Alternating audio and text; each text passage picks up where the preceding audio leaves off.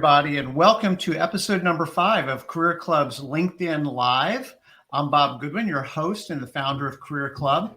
If you're not familiar with Career Club, you can check us out at, ironically, career.club, and where our mission is using proven sales methods and tools to help you find a career that matters to you. As I said, you can learn more at www.career.club.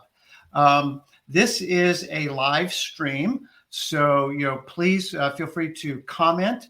We'd love to hear where you're tuning in from. So if you want to just drop that into the chat or comment section, that would be great.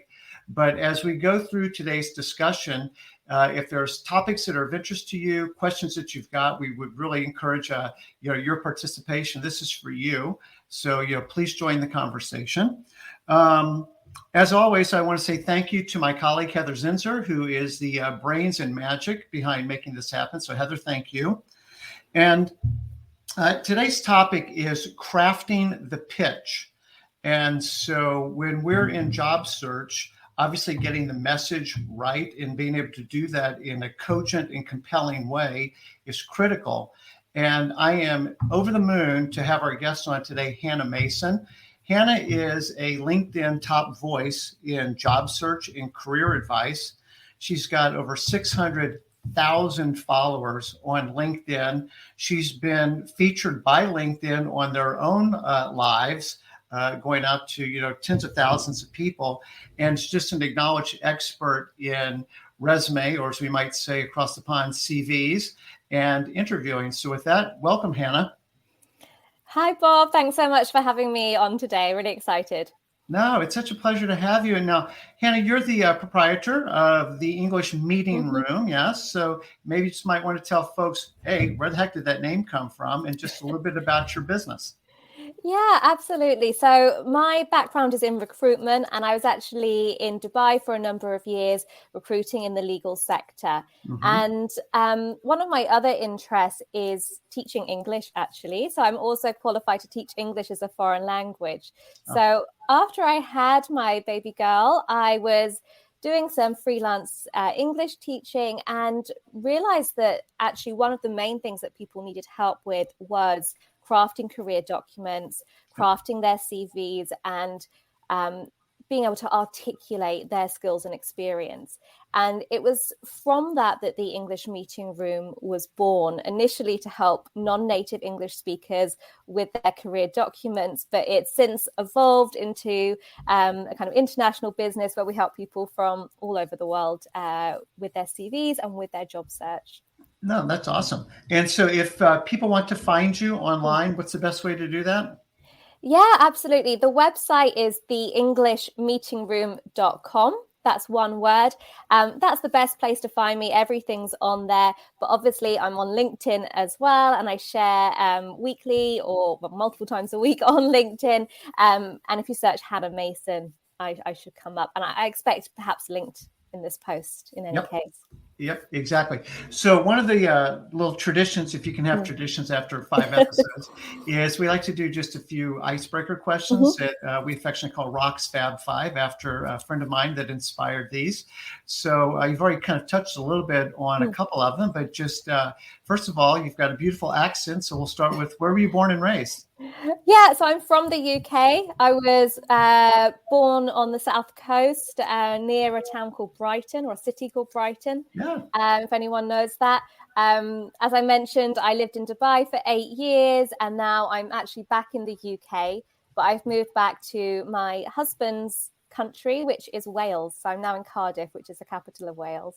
Awesome. So Brighton, Hove Albion. There, I said everything you know about Brighton. Yeah, that's it.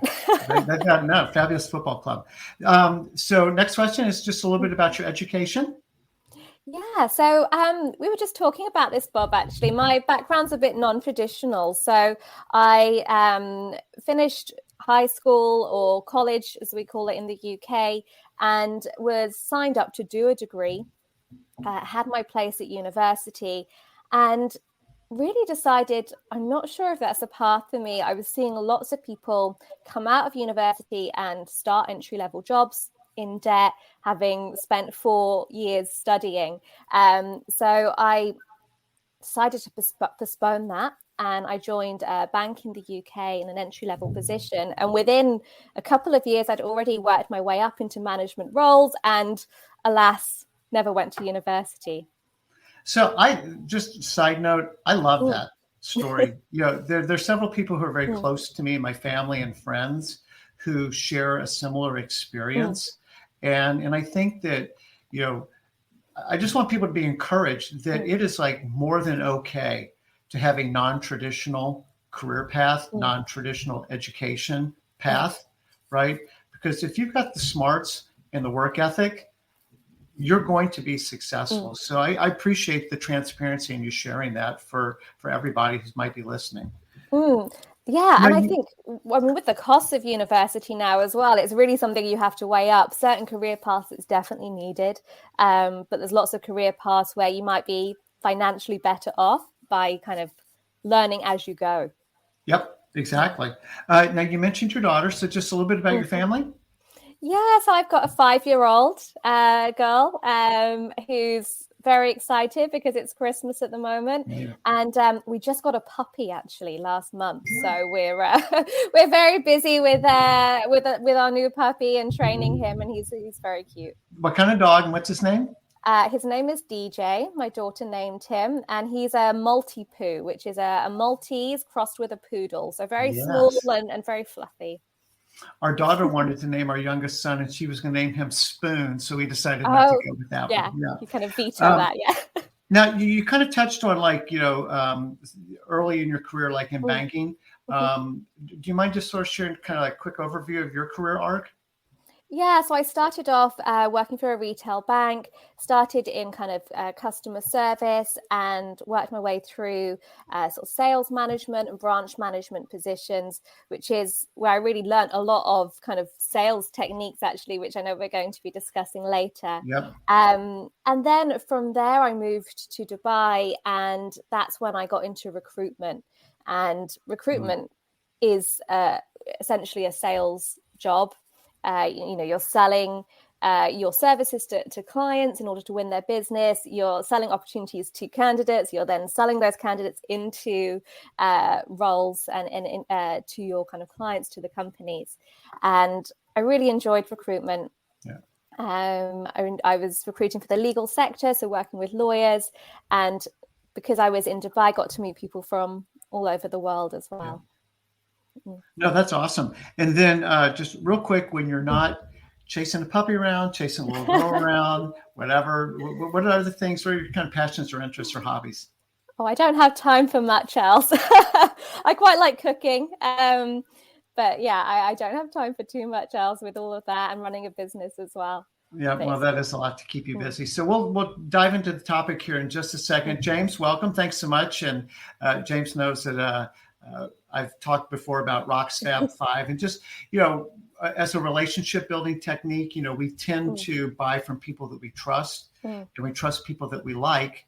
And one of the ways that we get to like people is by learning more about them and by being interested in them and then finding those connection points. So like you said, Brighton, and I immediately went to football, right? Because I love following the Premier League. And but there's different things to connect with people. So thank you for doing that. So today's topic is crafting the pitch. And, as you said on your LinkedIn post, and as we've kind of talked beforehand, a job search is a big sales and marketing exercise. The product is you, right?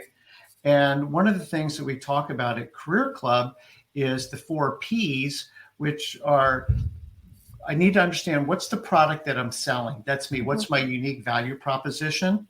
Right? What problems do I solve for employers? The second P, which is what we're going to talk about a lot here, is the pitch. So how do I, once I've unearthed the value proposition, the product, how do I communicate that in such a way that I can do it cogently, not rambling, and compellingly in a way that's persuasive, right? And do it in a way that across media types, CV, LinkedIn, cover letter, email, networking, whatever, that my message is consistent and synchronized. And then just to finish out the 4 Ps, now that I know what my product is and how to talk about it, who are my prospects for that? How do I go target my search? And then having a process, CRM tool, you have sales funnel kind of a mentality and the discipline to follow through on all those things. But today we're going to talk mostly about crafting the pitch. So one of the reasons that I was so excited to have you on was I found a post that you had done a few weeks ago about a client of yours named Chris, who sounds like you were on holiday or away from the office for a few days, and you came back to an email that said, thank you. I was wondering if you could just kind of at a high level sort of share that story. Yeah, so he was a client that I worked with actually a number of months back. I work with lots of clients, and sometimes you work with people and you think, this person, they really are going to get a job. You're quite confident because they present themselves well. They really know what they're going for. They really know their numbers. They've got a really clear track record. And Chris was definitely one of those people. So I did his CV for him. We did his LinkedIn profile as well. And off he went to look for a job and start applying for positions. And he came back to me a number of months later and said, I didn't want to tell you before because I didn't want to jinx it, but I actually got a job really quickly after we spoke, and I've just been waiting for the visa process and everything. I'm starting soon. And in my post I shared on LinkedIn, I shared some of the reasons why I think he was successful in that process. And I think, that's what we're going to be kind of breaking down a bit more today and looking at. Yep. And right before we head to that, could you talk for just a minute about the importance of your CV and your LinkedIn profile kind of being in alignment? Oh, yeah, absolutely. So that's a really important thing. I was working with someone the other week who had quite a kind of unusual career timeline in terms of doing different roles at different times. And he'd streamlined that somewhat on his CV, but he hadn't matched up with his LinkedIn profile. And I said, that's a huge red flag for employers because as a recruiter, at some point in the process, you're going to be looking at the person's LinkedIn profile. If it isn't right away, when you're evaluating the application, you're going to look at it before deciding that you invite them for an interview or perhaps in the interview process. And so if there's big inconsistencies there, it just calls a lot into question. Calls into question your integrity, which one of these versions is true. But even if it's not that severe, it perhaps calls into question your priorities. If on your LinkedIn you say that you're looking for a job in X and your CV saying something else, which one is the right thing. So it's really important that they're aligned. They don't have to be mirror copies of one another because they serve slightly different purposes, but they should certainly be produced in conjunction with one another. Yeah, I mean, definitely reinforcing the key messages and providing that being a synchronized message. The way that I say it is like, I don't want to look at your resume and then your LinkedIn profile and feel like I'm talking to two different people. Yeah. It's like, the best thing you can say is you're confusing me. And then it can go all the way to like, which one do you really want to be here? I don't know what to believe, which is probably not a good spot to find yourself in. Yeah, absolutely. But with all that said, the post, you're right. You identified kind of three main areas that Chris did really well and gave you confidence that he was going to be quite successful in his job pursuit. And the first one was around, he knew what he wanted. He kind of knew what the target looked like. He had clarity around that. And sometimes what I see, it's what I call the junk drawer, because people are like, well, I've done HR and sales and marketing and operations. Like, you can do any of those. And it's like, no, you can't. Like, nobody's really good in all of those. Those are fairly disparate functions to claim expertise or mastery in. And so the way our minds work is like, if I don't know where to put you, then what do we do at home with stuff we don't know what to do? It goes in the junk drawer. And we don't go back to the junk drawer unless we're desperate because we've looked everywhere else. Yeah. Right. So, first of all, could you just start off? This should be a pretty easy one, but the importance of having clarity. Yeah. I think you've really kind of nailed it there in terms of it's really important that the recruiter knows what to do with you. For one, that's perhaps one of the main reasons. A recruiter that's recruiting a position, they've got a specific set of requirements they're looking at. They're looking to fill that particular role. And so when they're evaluating your profile, they need to clearly see that you're a good fit for that. And if your profile's just too generic, if you're trying to cover too many bases, you're just not going to do that effectively. So that's absolutely one of the key reasons. But I think another reason is you don't want to waste time on positions which aren't going to be right for you ultimately. Yeah. The job search is can be a draining process as it is. Yes. And I've sometimes had people come to me and they say, I've applied for 200 roles, I'm not getting anywhere. And that becomes really, really frustrating. But often I think that happens when you've cast the net too wide and you're actually applying for roles which aren't really right for you for whatever reason. So by having a more clarity in your search, having more clearly defined parameters to what you're looking for, you're going to not get into that position where you're just applying for so many things that it just feels out of control and like you're not getting anywhere, and you can focus. So how would you counsel somebody who's listening to this right now or on replay, who's struggling with that? Maybe they've been in different industries, different functional areas, but for some reason they're sort of struggling with, and it almost feels counterintuitive to them. Why do I want to make this smaller rather than bigger? I want to have more opportunities open. How would you counsel them to kind of how to get to that clarity? I think people tend to fall into kind of one or two different categories here. That there's the people who really don't know what they want to do with their lives and soul searching, and perhaps they've got the time to do that.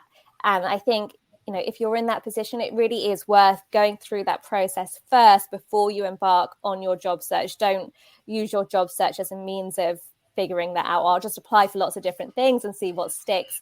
Do that process first, perhaps find a coach that specializes in that. That's not really what I do. I tend to help people once they've got that clarity. But there's lots of people who you can speak to. There's lots of good resources in order to do that kind of soul searching exercise and figure out what really excites you and what really motivates you. But I think a lot of people fall into a second category, which is they kind of do know, but they've just not really taken the time to define it to themselves. And they've not really sat down and thought about it. They've just kind of, I think it's tempting when you're looking for a job just to go online, see what's out there, and you evaluate each job as it comes through and think, oh, I could do that. I'm going to apply for that. I think I could do that. Oh, that's a bit out of my area, but that sounds interesting. I'll apply for that. And I think a lot of us just naturally fall into that kind of method of job searching. But it's just much more effective if you take a step back and first ask yourself, okay, what is my ideal job? What job titles are a match for me? What positions are a match for me based on my experience? What locations realistically am I willing to travel to? And don't go searching for things outside of that. What salary realistically would I accept? And don't be searching for things outside of those parameters. So I do have an ebook which is called The Essential Steps for a Successful Job Search, where I kind of go through that process in a bit more detail, which is on my website. But I think it's definitely worth getting that clarity, defining as many of the parameters as possible, and even thinking about target companies and being more proactive in your search, which I know is something that you're very good at, Bob, with your CRM system. It's got lots of potential target companies that people can think about and actively approach. And so it's starting from that perspective rather than just kind of seeing what's out there and making a decision each time you see something. I'd like to riff on a couple of things that you've said so far because they really resonate. One is back on, kind of person number one who's using the job search to kind of explore what they might be interested in. I call that airing bad commercials. Again, I'm going to use the super American reference here, like with the Super Bowl. That's the number one advertising venue of the year, full stop. And say, hey, I bought a Super Bowl ad. We're getting in front of so many people. Way to go. But your commercial was terrible. You just like put this out in front of way too many people because you did not have a great ad that you were running. Yeah.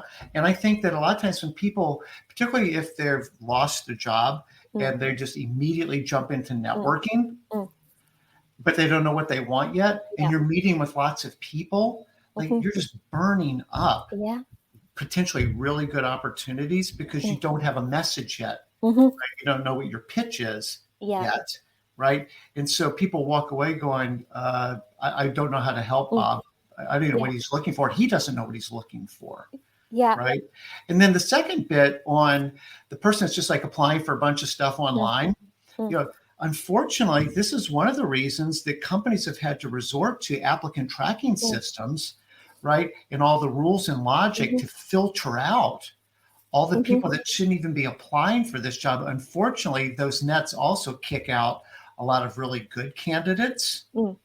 But it's sort of an unintended and unfortunate consequence to, I think, a little bit of what we see even with how companies are selecting people. Yeah, oh, absolutely. I mean, if I posted a job for a finance lawyer, for example, even if I wrote on the first line of the job description, this is a role for a qualified lawyer, I would get countless applications from accountants and finance professionals because they've done a keyword search with the word finance and they've just hit apply through all of the job adverts. And yeah, absolutely, that's a problem. And that's not a good approach for anybody in the kind of the job search cycle. Yeah. And then now Kelly's, and Kelly, great to see you. Thank you. Where he's saying he thinks it's important for each person to work through the questions that might pop up in the interview from the interviewer's perspective, where he's seen too many people who hadn't thought of the answers ahead of time and then stammered to make them up in the interview. Again, and we'll talk about this maybe a little bit more as we go, but it's, again, being on message. And where Kelly's talking about stammering, you know, I talk about convictions lead to clarity, and clarity leads to confidence, and confidence is contagious. So when I'm stammering, you're good at your alliterations, Bob. I can't. I do speak alliteration, but the point is like, if I'm lacking clarity and then I'm just trying to guess the right answer from the interviewer's perspective, that's pretty clear. You know, and you're basically trying to guess, what does Hannah think the right answer is? Well, Hannah's not going to believe whatever I'm saying because I don't believe what I'm saying because I lack that clarity. Yeah, absolutely. Yeah, I think that's why it's an essential step to get right, because I think if you start your job search without that, it impacts every way along, all the way to the interview process. Absolutely. So let's kind of move on from clarity, because this next piece is, again, like really core to my religion in this, which is knowing your numbers. So can you kind of pick that up and why you think it's so important that people know their numbers and what you mean by that? Yeah. So I think it's understanding the difference that you've made in the organization. And I think, one thing that we talked about before, Bob, was the difference between adjectives and achievements. And one of the first kind of rules in selling that you learn is to sell benefits and not features. And I think when a lot of people sit down to write their LinkedIn profile or to write their CV, they go into this mode of describing themselves and using adjectives, which are your features. So I'm a hardworking, diligent, organized, detail-oriented professional, these types of phrases. And actually, there's a much more effective way, which is selling the benefits, and that's selling your achievements, using your numbers to back that up. So one thing I've been thinking about is when Apple launched the iPod in 2001, they had a very, very famous marketing campaign, and the strapline was 1,000 songs in your pocket. And it's famous because the iPad became a best-selling product that we still remember. We don't remember any other MP3 players from that period. But when Apple was thinking of that strapline, they asked themselves, what problem does this product solve for the customer? And how can we communicate that as clearly and concisely as possible? And they could have talked about the fact that the iPod had 5 gigabytes of memory, that it was white. They could have given its dimensions. And, that's explaining something's features. That's using these adjectives to describe something. And it wouldn't have been a successful marketing campaign. But it was successful because the consumer instantly understood how this product would benefit them. And that kind of number 1000 is even more helpful. So the same is true for your LinkedIn headline, for your CV. If you can quickly identify really concisely and clearly what benefit you will bring to the organization, that's really compelling. And how that kind of fits into your CV is I really think it's best to have this as a headline right underneath your name. So as soon as the person opens up the document, that's the thing that stands out and that's what hits them. What might be an example of that, just off the top of your head? What might one sound like? I mean, it's so, if you're a salesperson, it might be leading sales teams to generate $1 million in revenue per year. It could be something like that. Or perhaps if you're in IT, it could be, delivering large scale digital transformation projects. You're quite quickly pinpointing what it is you can do for the organization. And you want to align that to the job description as well and to the company that you're applying for. Each company that's hiring, they've got a problem they're looking for the person to solve. If you can right away show that you are the person to solve that problem for them, by explaining the benefit that you'll have on the organization, I think that's much more impactful than just describing yourself and giving lots of adjectives, which can sometimes just lose their meaning. Yes. Creative problem solver, strategic thinker, blah, blah, blah. It's like, I don't even know what to do. High integrity. Well, who's not? Like who's going to say, I'm a low integrity person. but I guess, as I've spoken with so many people over the years, as a salesperson, I live in a black and white world. You have a quote of $1 million. You are, 101% of your quota or 99.9% of your quota. And like people know exactly where they landed on that. How do you work with people where they might feel a little removed from knowing what their quote number is or numbers are? Numbers don't just have to be sales results. They don't have to just be how much money you saved or how much money you generated for the business. There's lots of other ways that you can quantify what you've done. So, is it the size of the team that you managed? What was the budget of the project that you were managing? Is it efficiency and time that you've saved? So, I mean, depending on your job function, there might be a different angle to look at. And, I think it's important as well just to think about those numbers and don't just include numbers for the sake of it. If it really doesn't sound impressive, if the scale really doesn't match the organization that you're applying for, then it might be better to not include it. But where you have got a metric which can back up your statement and is going to be impressive to the reader, it's always worth using it.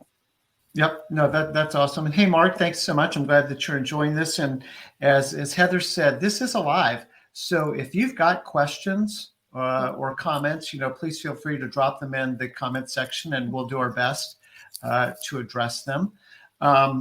You said something a minute ago, and I would double click on this a little bit with a client, is there's three main ways that we do contribute at a company, that at least that I've learned over the years.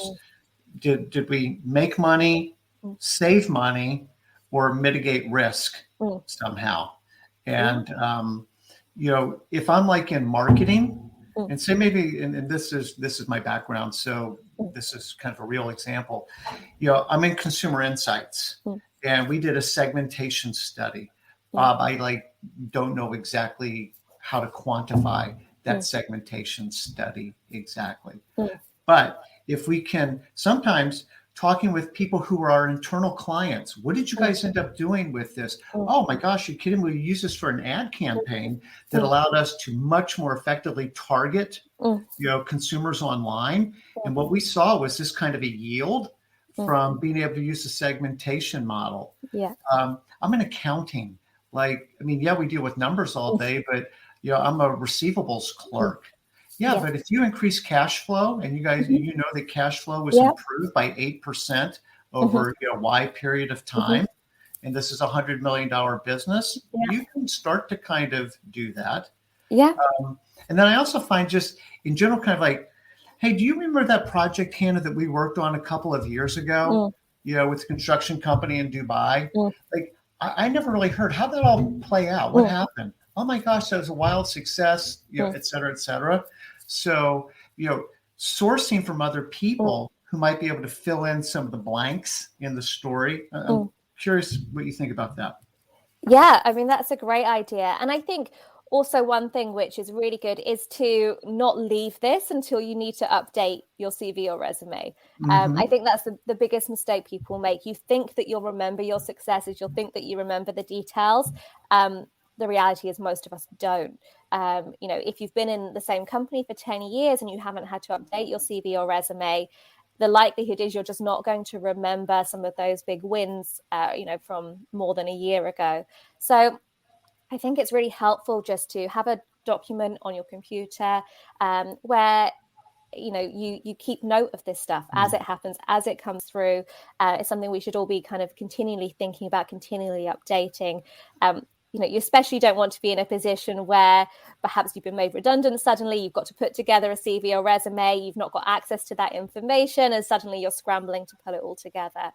So I think that's also it's the key phenomenal thing anyone should think about. I mean, my memory's terrible. So like I kind of live in the present. What happened yesterday is what happened. So I love that idea of maybe having like a Google Doc or a Google Sheet where you're just you're kind of memorializing things in the moment.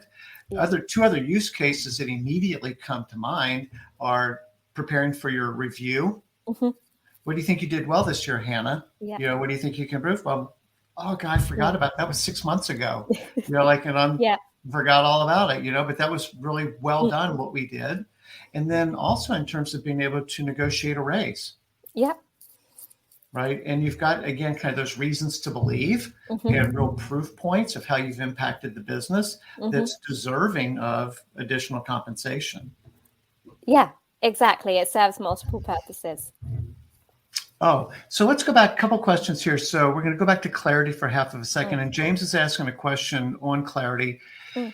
How would you think about listing a survival job? So I went and worked at Home Depot for 6 months because I just needed, to be generating some income, even though that isn't really, what I want to be highlighting on my CV, or that's not the real role I'm after. I think it depends slightly on the chronology of it and for how long that role was. So if it is something that was just for a few months, then I think it may not be worth including because it's going to sort of disrupt that career narrative. And it might be that you can even sort of hide that position by just listing the years of your experience rather than the months and years. I think especially if it's kind of your latest job, when recruiters are reading CVs, they read from the top down. And what you don't want them to do is read that position and think, oh, this person's not got the skills the experience I'm looking for, and not get to the kind of the good meaty stuff that you want them to see. But there are scenarios where perhaps it's a longer period of time and you kind of need to keep it in there to show what you were doing. In which case, I think, especially with COVID and with the upheaval of the last few years, there's no shame in that. I think a lot of HR teams are just much more aware that that's the reality for a lot of people. And so I think you just state it clearly. But what I would do is make sure that your core skills and experience that are relevant for the role you're applying for are heavily featured in the top half of your CV. So this isn't the first thing that they see. Perhaps have a key achievements section where you can pull through that prior experience that's relevant further up towards the top of your CV. Yep. And so James is just sort of building maybe from a personal experience of, where the gap was a year in Yeah. dealing with a parent in hospice and their eventual passing. Mm. I mean, we're human beings. Yeah. It's sort of picking up on your point about the pandemic. I mean, like, this is real life. I didn't choose this. This happened. And honestly, if I was the interviewer, like, I like you more. Yeah. Like you're, that's a behavioral answer to a question, right? And it's like, Yeah. I chose to park my career for a year Yeah. to take care of my family. And I'm going to go on a tangent here for a second, but pre-pandemic, to me, it's like the frame was work and life fit into that work frame somehow. And what's flipped is the frame is now life. And where does work fit into that frame? And as you said, with no shame, like I'm not apologizing for taking care of my parents. We've got a client who former CXO of a public company and left to go take care of just exactly what James is describing. They relocated to go take care of aging, ailing parents. Like, good on you. Like I respect you more for doing that. Then Kelly, I'm gonna. Well, hang on. Here's the LinkedIn user question. I'm not sure who's asking this. When you talk about the value you've brought over your career, appreciate the impact you've made. This can be bigger and sometimes go beyond the numbers. Yeah, absolutely. One way I quite like to show that on a CV, and I'm seeing this more and more, is if you've got a really good recommendation from somebody, perhaps how you've impacted them in their career, that speaks more to those kind of soft skills and that more, I guess, less measurable impact that you've had. Think about even including that on your resume if it fits with that story that you're telling. So I think that can be a good way to show that impact, show what your colleagues think of you beyond just the metrics. Yep. It's funny. It's probably going back 2 or 3 years, but a lady that was in a job search group that I was, helping with, and she ended up, I might mess this up a little bit, but described herself as the glue lady because everybody told her she was the glue that held everything together. She was the glue that made the teams operate efficiently. And so I thought that was sort of like a great asset to claim. Right. And then to be able to describe, obviously, how she did it, where that actually, sort of manifested itself. And again, not just stop at the adjective level, but like, now tell me what that really looks like. And then what are we seeing here, James? So what James is saying is the interviewer's response might be a great barometer for whether that company is a good fit for you or not. No empathy from the other side means you may not need to be there. Yes, Michelle Cordy, the glue lady. Yeah. I mean, that's a good reason to be honest on your CV, because if you show up authentically and you give your reasons and they don't want to hire you, that can be a good red flag, perhaps, that they're not a very sympathetic employer in the first place. Yeah, our very first guest on this a few weeks ago, Bill Mills, has 4 children with special needs. And he had that at the top of his, not CV, but kind of like his marketing document. Okay, interesting. And that was his reason for coming to Cincinnati, et cetera. And somebody said, who was a business owner, like, you need to take that off immediately. I would not hire you because all I'm thinking about is how my insurance costs are going up. And so Bill is like, no, all you're telling me is I would never want to work for you because if that's how you feel about people and their families, then that's probably not a good fit for me culturally. Interesting. I think transparency is best. And the tables do seem to have turned. Hiring's really picking up. I think a lot of the good companies are fighting for the best candidates. And so, I think it is a two-way process, and definitely it's as much about you evaluating the employer and finding that right fit as well, as you said. So I'm going to get to a couple of these questions here in a second, but I want to make sure we don't kind of lose our overall narrative here. So, we've covered clarity, then we've covered, the importance of quantifying your accomplishments. And I think we just sort of agreed that it doesn't always have to be pure numbers. It can be other ways that you've impacted the organization culturally or otherwise. And then lastly, one of the things that you said about Chris was he knew his strengths. Even though he's looking to transition to a slightly different role, he knew exactly what transferable skills he had that would make him a strong fit. Can you talk about that a little bit? Yeah. So I think, what I was thinking at with this is a lot of the time, especially when we've been in the same industry for a long time, particularly when we've been in the same company for a long time, it's very easy to talk in jargon and to not explain things in a way that really show our transferable skills. And I think it's really important, especially if you're looking to change industries, to perhaps get somebody who doesn't work in your company, doesn't work in your job, to read through your resume and say, does this make sense? What does this actually tell you about me? Do you understand what job I do based on this? I think I did a post about that recently. Sometimes you do get CVs, resumes, LinkedIn profiles written in such a way that they're so full of jargon that you don't know what that person actually does, what their soft skills are, what their strengths are, what they're actually doing as a job. And then as a recruiter, if you're trying to evaluate that person, it's very hard to know, okay, could they do this job that I'm recruiting for here?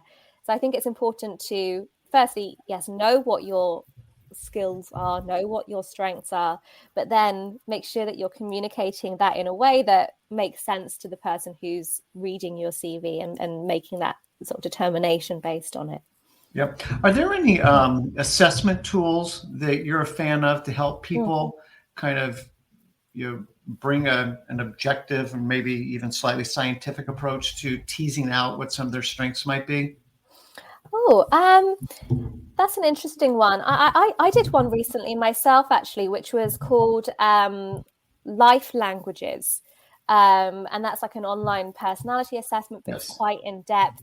I don't know if you've heard of it, but it's a lot of personality things. They're very much more based on your temperament. This is about how you communicate with others, how you actually kind of go about doing things and doing tasks. And that was really helpful. So I'm a doer. I'm someone who likes to finish projects. I'm very detailed, and it really helped me understand that, which I think is why I like writing resumes, because I like that detailed work. And when I start something, I like to finish it, and I'm a bit of a perfectionist with that. But sometimes we don't know those things about ourselves, right? So, yeah, I'm sure there's lots of other good tools as well. That's one that I've had experience. And that was called Life Languages? Life Languages, yes. Yeah. Okay, so go ahead. Oh, but I know there's lots of others. I can't remember the name. Well, the one that I'm a fan of is Strength Finders. Oh, that's it. Yeah. And it's pretty cheap. And you just alluded to this a second ago, but oftentimes we're not as self-aware as we'd like to think that we are. Yeah. And so that's just a blind spot by definition. And then in other cases, we might lack the vocabulary to, adequately articulate that. Yeah. Right. On a CV, LinkedIn profile, face-to-face kind of a discussion with somebody. And what I really like about those kinds of tools is, one, they highlight things. Yeah. And then two, they give me the language so that I can communicate it to somebody else. Yeah, absolutely. And there's lots of free ones online as well, which if you're just looking to kind of get some idea, that could be a good place to start. But I think Strength Finder is a very in-depth one that you can do. So Kelly's asking a question, and maybe this sort of relates to the strengths. And now we're trying to advance our career. And Kelly's saying, what do you recommend for the person who's looking to take a step up in the next job? It's not a role the person's done in the past, but feels that they are ready for now. Yeah. I think, if you've got that experience, if you've got that track record, then absolutely you can position yourself for that roll up. And I think it's about, positioning yourself on your CV, on your resume for that more senior position. I think, one thing that you can do just very practically to do that is we talked about the headline where you're going to talk about the kind of the benefit that you bring for the organization. Yes. I think it can even help to put your target job title, and you can follow that by the word candidate. So you're not being kind of dishonest with that, but it might be, finance director candidate, just to really clearly identify these are the roles I'm going for. This is where I'm pitching myself, and quickly showing that you're aligned to those more senior positions. But I think it's also thinking about what skills are needed for those roles, perhaps compared to your current role, and making sure that you're highlighting those things, which is why it's important to get that clarity, as we talked about at the beginning, because if you know what the role is, you know what things you're going to focus on as you're crafting your pitch. Yeah, I mean, where part of my mind goes in this is with some of the kind of core strengths that you bring, the accomplishments that you've had today. I'm taking basically your list in reverse order, right? And, kind of proof points that I've been able to exercise those strengths effectively, right? And now I've got clarity, like I am ready to go to the next step up. So, maybe it's just more scale. Hey, I was leading a team of 10. I'm looking to lead a team of 25 or 50, right? So same skills, just a bit more scale. Yeah. Right. Kelly's asking a question here. Would you recommend putting those personality profiles on a CV? I don't tend to like it personally. I mean, it's a bit of kind of personal preference, I guess, with that. There might be some recruiters out there that appreciate those things. To me, I would steer clear of anything that feels too gimmicky on your CV or resume, because it could turn some people off. Instead, I think Bob's suggestion of using that language to inform how you describe yourself would be my preference. I don't know. What do you think, Bob? So there's an old model. Do you remember who Laszlo Bock is? He used to be the head of people at Google. Back in the day. And he wrote a book called Work Rules. And back in 2014, he had a LinkedIn article talking about what he calls this XYZ format for bullets. I accomplished X is measured by Y by doing Z. And so, helped raise sales by 12%, which was equal to about $1 million by recruiting a new team, nailing the value proposition, and segmenting the marketplace. Yeah. Right. So I really like that model. And for me, it's the by doing Z, which is where you can start to weave in, some of those softer skills, some of those personality traits. So rather than, to your exact point, we're not leading with the feature, we're leading with the benefit. Yeah. But as we kind of get into it, it's almost like starting with why, Simon Sinek, right? We'll get to the how it works, right? And what it is exactly. But so then you could say, it's my creative problem solving skills that I was really, pleased to bring forward here, because we were stuck in this conundrum. Here's how we attacked it. We took this action. This was the result. That back in that STAR story kind of a format. But again, so we're not declaring creative problem solving, we're demonstrating creative problem solving.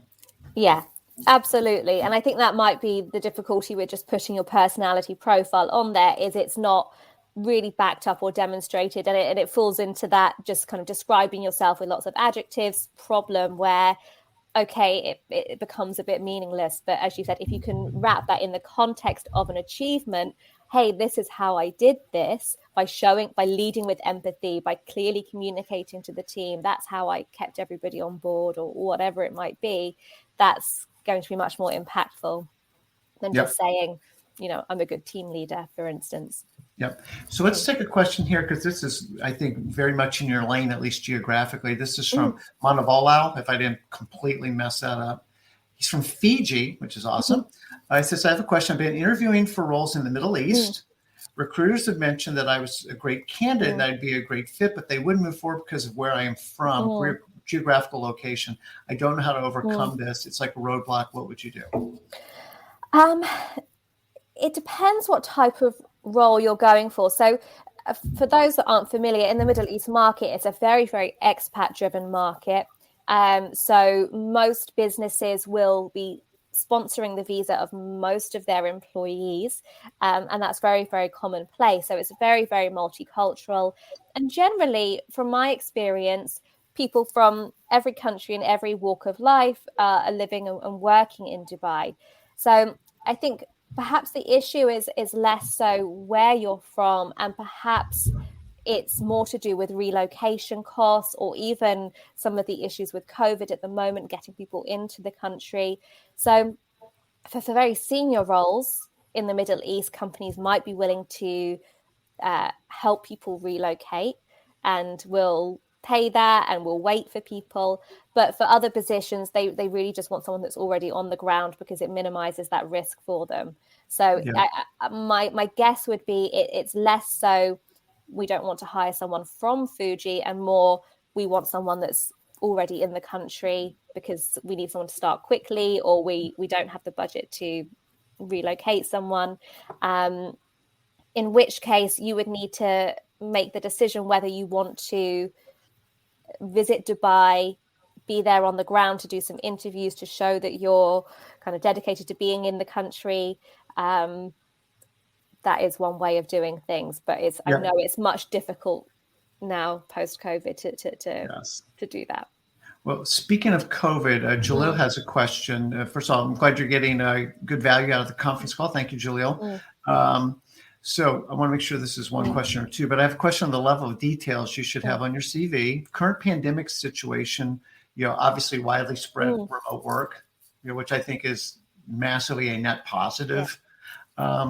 Would it be clear to include remote work skills? If yes, how? Yeah, I think that's definitely an in-demand skill to show that you're able to work remotely, especially if you're leading a team remotely. And I think, as we've been saying kind of throughout this, hopefully the message is coming across. We don't want to just list that as a skill, remote work, but if you can provide some context in your experience section, you could even do it. I do recommend under each role that you have on your CV, having a few lines just to give context about your position. That could be a good place to even say, working remotely as part of the team. I don't know that you need to kind of list remote working as a skill, but to include that detail in your CV could well be beneficial. Yep. And I can see for roles that, might be in outsourced kinds of industries where you're providing the service, that being able to work effectively, remotely would be very advantageous for somebody. So that's cool. Well, I'm looking at the clock and I want to be respectful of your time and everyone's time, because what is it? 6:30, almost 6:30. Almost, yeah. So I want to be very respectful of your time. This has been phenomenal. Is there anything, Hannah, that we haven't discussed or people haven't asked that you would want to make sure that they walk away from this call with? I think we've really covered most points. I think, the main thing is really get clear on what job you want so that you can really sell the benefits of what you have to offer the company. And I think if you approach your LinkedIn, if you approach your CV with that mindset, and I think the second thing is back those statements up as much as you can. I think that would be the key message to get across when you're crafting that pitch, when you're putting those career documents together. What I would say is, if anyone's looking for further resources on how to do that, I know obviously Bob at Career Club has got some great resources on his website. I've also got resources over at the English Meeting Room, CV templates and CV guides to help you actually go through that process. So that would be a great place to head if you've got further questions about that. Yeah, so thank you. And you took the last thing, that was perfect. No, but I even saw a YouTube video, Hannah, that you did where you were walking people through step by step. Oh, yeah. And it's free. So, I really appreciate that. And I know that the community, appreciates everything that you're doing. This has been awesome. I had high expectations and you exceeded them. So thank you. I want to thank everybody who's taken the time to either join us live or will be listening to this on replay. Heather, thank you so much for, again, the magic that makes all this happen.